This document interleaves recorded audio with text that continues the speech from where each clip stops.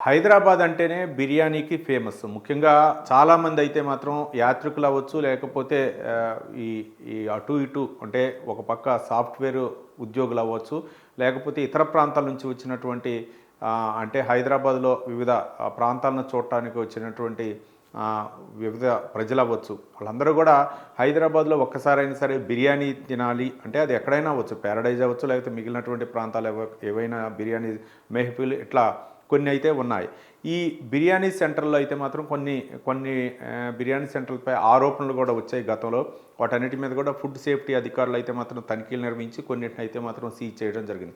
తాకిడి ఎక్కువ అవ్వడంతోటి వాళ్ళైతే మాత్రం ప్రమాణాలు అంత విధిగా శుభ్రతలో అయితే మాత్రం కొన్ని నియమ నిబంధనలు పాటించట్లేదని చెప్పేసి కొన్ని ఆరోపణలు కూడా రావటం జరిగింది.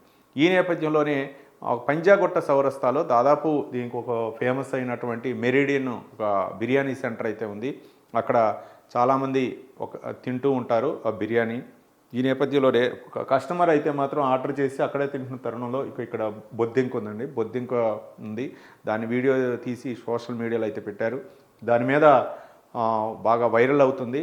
దాన్ని ఫుడ్ సేఫ్టీ అధికారులు తనిఖీలు చేసి అయితే మాత్రం చర్యలు తీసుకోవాలని చెప్పేసి ఆ కస్టమర్ అయితే కోరుతుండు.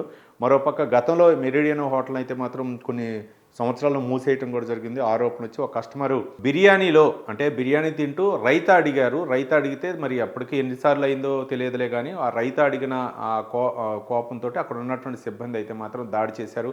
మాట పెరగటంతో ఆ వీడియోలు కూడా అప్పుడు సోషల్ మీడియాలో బాగా వైరల్ అయ్యాయి. నేపథ్యంలో అతడైతే మాత్రం కస్టమర్ చనిపోవటం జరిగింది ఆ కొట్టడంతో.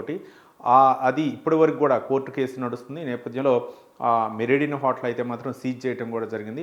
ఇప్పుడు మళ్ళీ ఓపెన్ చేసిన తర్వాత ఇట్లాంటి ఆరోపణలు రావడంతో ఇక్కడ బొద్దింక దర్శనం ఇవ్వడంతో ఆ భోజనంలో ఇప్పుడు దానిపై చర్యలు తీసుకోవాలని చెప్పేసి కస్టమర్లు కోరుతున్నారు. అసలే అంతకుముందు కొంచెం బ్యాడ్ నేమ్ ఉంది.